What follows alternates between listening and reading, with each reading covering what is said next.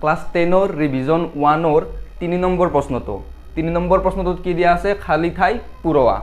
তারে 1 নম্বরটো দিয়া আছে বৃত্তর কালি a = পাই r স্কয়ার বৃত্ত এটার কালি কি বলি কইছে a = পাই r স্কয়ার যদি a তো বাড়ে তেন্তে r তো কি হবে বলে বুঝিছে তার পাছত যদি r তো কমে এবার যদি r তো কমি যায় তেন্তে a তো কি হবে বুঝিছে ঠিক আছে এটা প্রথমতে জানিব লাগিব তোমালোকে কি a তো কি বস্তু আৰু r তো কি বস্তু ঠিক আছে এটা হল কি বৃত্তৰ কালি এটা বৃত্তৰ যদি মাতা কুবৃত্ত এটো ধৰ এটা বৃত্ত এটো সেন্টাৰ আৰু ইয়াৰ পৰা পৰিধিলৈকে যেডাল যাব এডাল কব r ব্যাসাৰ্ধ এডাল কি বুলি কব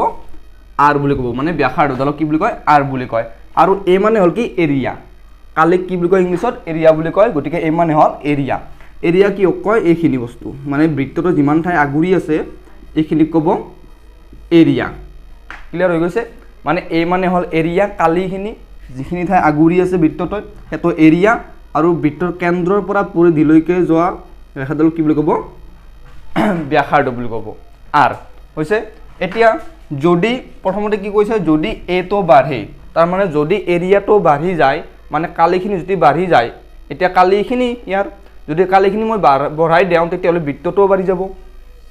কালিটো ডাঙৰ হল কালিটো বেছি হৈ গল গটিকে বৃত্তটো কি হৈ গল ডাঙৰ হৈ গল গটিকে ব্যাসাৰ্ধডালো কি হ'ব ডাঙৰ হৈ যাব ব্যাসাৰ্ধডালো কি হৈ যাব ডাঙৰ হৈ যাব বৃত্তটো ডাঙৰ হৈ যোৱাৰ লগে লগে গটিকে r তো কি হ'ব বাঢ়ে মানে যদি a তো বাঢ়ে তেন্তে r তো কি হ'ব বাঢ়ি যাব এতিয়া যদি r কমে এতিয়া যদি r তো আমাৰ এখিনি আছিল ধৰ এটো বাৰ মুছি দিলু এতিয়া যদি মই প্ৰথমৰ পৰা চাওঁ r তো এখিনি আছিল এতিয়া r তো যদি কমে r তো মই কমাই দিছো ইমান মান কৰি দিছো তেতিয়ালে বৃত্তটো কি হ'ব কমি যাব বৃত্তটো কি হৈ যাব সৰু হৈ যাব এটা বৃত্তটো সৰু হৈ যোৱাৰ লগে লগে এৰিয়াটো কি হ'ব কমি গল এৰিয়াটো কি হল কমি গল গতিকে যদি r কমে তেন্তে a তো কি হ'ব কমে এখিনি বস্তু যদি ব্যাসাৰ্ধটো বাঢ়ি যায় তেতিয়ালে এৰিয়াটো বাঢ়ি যাব আৰু যদি ব্যাসাৰ্ধটো কমি আহে তেতিয়ালে এৰিয়াটো কি হ'ব কমি যাব ঠিক আছে এটা এখিনি আছিল 3 নম্বৰটো এতিয়া 3 ৰ 2 কি দিয়া আছে এখন গাড়ীৰ ভ্ৰমণৰ সময় t আৰু দূৰত্ব d সম্বন্ধটো তলৰ তালিকাত দিয়া ধৰণৰ মানে এখন গাড়ীৰ সময়টো দিয়া আছে t মানে টাইম আৰু দূৰত্ব মানে ডিসটেন্সটো দিয়া আছে d বুলি কেনে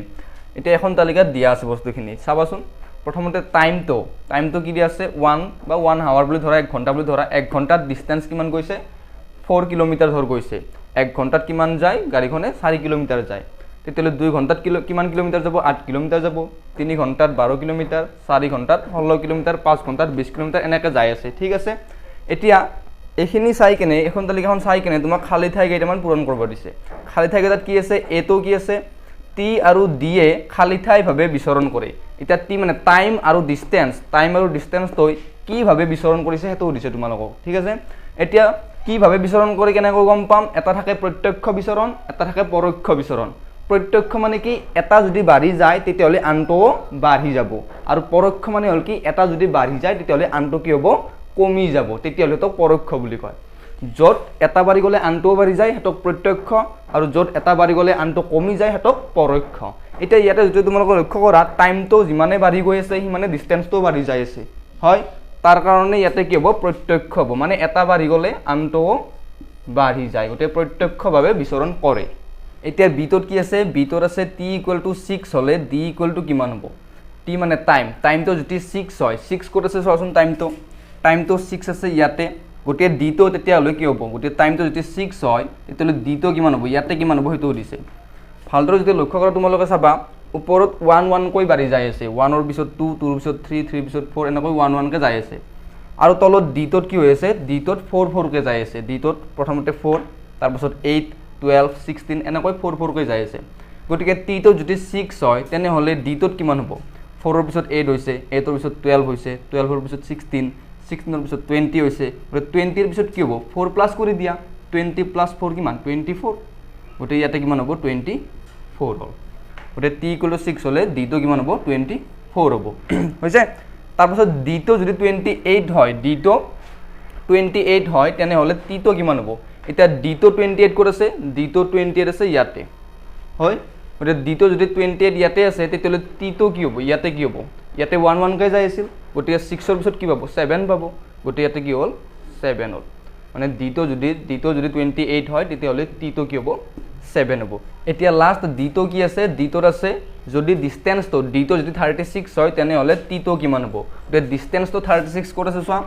ডিটো 36 ক'ত আছে ইয়াতে আছে ডিসটেন্সটো কিমান 36 তেতিয়াহ'লে টিটো ইয়াতে কি হ'ব হেতু চাব দিছে গতিকে সব ওপৰৰ ফালে 1 2 3 4 5 6 7 ইয়াতে 8 হ'ব আৰু ইয়াতে কি হ'ব obviously 9 গতিকে ডিটো যদি 36 হয় তেনেহ'লে টিটো কিমান হ'ল 9 হ'ল গতিকে এইখিনি আছিল এটো আছিল 3 নম্বৰটো 3 ৰ 2টো গতিকে আজি মই 3 ৰ 1 ৰ 2টো কৰি দিলোঁ নেক্সট মই 4 নম্বৰটো কৰি দিম আৰু ইয়াৰে আগৰ 1 আৰু 2 টো আগৰ ভিডিঅ'ত দিয়া আছে